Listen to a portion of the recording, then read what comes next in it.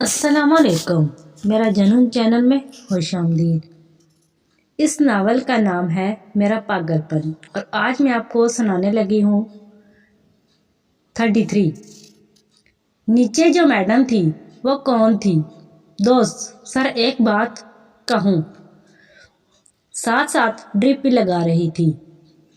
کہہ دو، چپ کون سا رہو گی؟ وہ مسکرائی۔ سر بالکل میرے ناول کے ہیرو جیسے ہیں زیان، آپ کے جیسا تھا، ایسے ہی ٹوٹا ہوا عاشق جیسا۔ کون زیان؟ وہ فوراً بولا۔ سر میرے ناول کا۔ سر آپ نے شادی کیوں نہیں کی؟ کیونکہ مجھے نہیں کرنی۔ کیوں نہیں کرنی؟ کر لے، آپ کو اچھی لڑکی مل سکتی ہے۔ وہ آپ ڈرپ لگا چکی تھی، اس کا کام ہو گیا ہے، آپ جا سکتی ہیں۔ اور یہاں ہوئی تھی اس کی عزت، رکنے کا شوق بھی نہیں ہے۔ اکڑو کھڑوس ہم وہ پر لے گئی اور وہ اے دل صبر کر جا، تو نے ارادہ کر لیا ہے مروانے کا۔ مجھے وہ روڈ پر چلتے ہوئے جا رہی تھی، خود سے باتیں کرتے ہوئے۔ انیسہ بس کر، سب دیکھ رہے ہیں۔ اوف بیوقوف ہوں میں کتنی، اور واقعی سب ہی دیکھ رہے ہیں۔ وہ ٹیلنٹڈ سے بھرپور تھی، خود سے ایسے بات کرتی جیسے کوئی اس کے سامنے کھڑا ہو۔ تم کمال کرتے ہو، میری دھڑکنوں کا یوں استعمال کرتے ہو کہ جل کر راکھ ہو جاؤں، رنگ رنگ میں ہو جاؤں۔ تمہارے نام لے کوئی، خود بخود سے ہو جاؤں، آمدوں میں کھو جاؤں اور اسی خوشی میں رو جاؤں۔ تیری دل فریب چھاؤں میں تھک کے سو جاؤں۔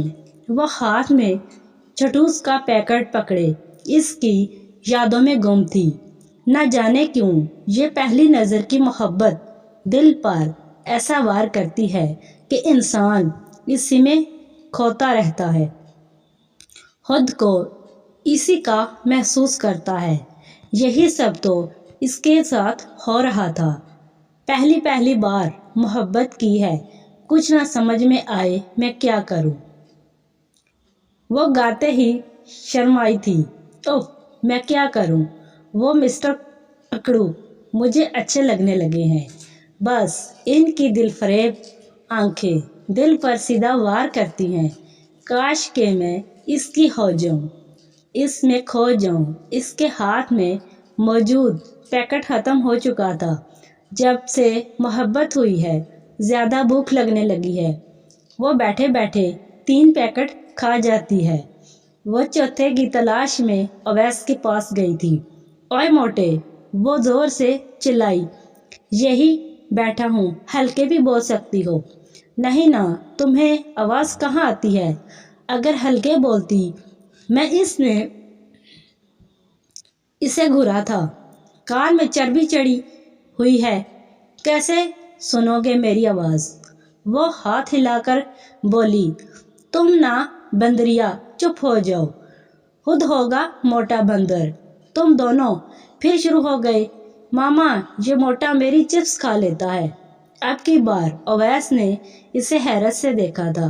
چھوٹی ہو میں چھوٹی ہی رہوں گی، ڈرامے کا گانا اس نے گنگنایا۔ اویس جی ماما۔ یہ لو، عائشہ بیگم نے اسے لیس کا پیکٹ دیا، اسے بھی کھا لو، اپنی ڈرامہ بہن کو مت دینا، اماں کا یہ کہنا تھا۔ اور اویس نے پیکٹ کھول کر مٹھی بھر کر چپس منہ میں ڈال لے، جو آدھے منہ میں آئے اور آدھے گر گئے۔ اللہ پوچھے گا تم سے، موٹے، پاپا کو آنے دو، پھر بتاتی ہوں۔ وہ اسے وارن کرتی کمرے میں چلی گئی۔ اور کیسے؟ اویس ساری چیز ختم کر چکا تھا اور کھانے کے بعد اس کے گندے جوڑے ہوئے تھے، کیونکہ ماما نے اس کی سائیڈ لی تھی۔ ابھی محبت ہوئی ہے، ابھی سے ہی سب ہی دشمن ہو گئے۔ وہ تب کار بولتے ہوئے بیڈ پر بیٹھی، سارا زمانہ دشمن سے سوا ہے ان کے۔ دو خود سے ہم کلام تھی، وہ اپنی محبت پر رشک کرنے والوں میں سے تھی۔ اسے محبت نے رلانا نہیں تھا بلکہ ہنسانا تھا، اور شاید اس شخص کو بھی جو کافی سخت طبیعت کا مالک ہو گیا ہے۔ آج ریسیپشن رکھی تھی عقیدہ نے، وہ آج پہلی بار مشرقی لڑکیوں کی طرح ہوئی تھی، نور ہی نور آیا ہوا ہے چہرے پر۔ وہ یہ کہتے ہوئے اس کمرے میں داخل ہو، اس نے بیزاریت سے حنین کو دیکھا جو فرصت سے آ کر اس کے بیڈ پر لیٹ چکا تھا۔ تیار نہیں ہوئے اب تک؟ نہیں، کیوں؟ اس نے مڑتے ہوئے کہا۔ میری مرضی، شرافت سے تیار ہو جاؤ۔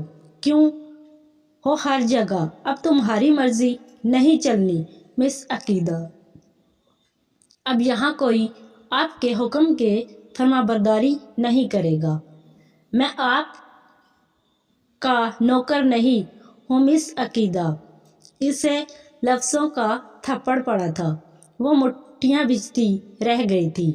شرافت سے تیار ہو جاؤ حنین افریدی۔ سوری، وہ اسے کہتا سیدھا ہوا ہو کر لیٹا تھا۔ بیڈ تم سمجھتے ہو کیا خود کو ایک معمولی سے انسان ہو؟ صرف تو اپنے معمولی انسان سے شادی کیوں کی؟ اس نے سکون سے جواب دیا۔ حنین نے کھڑے ہو جاؤ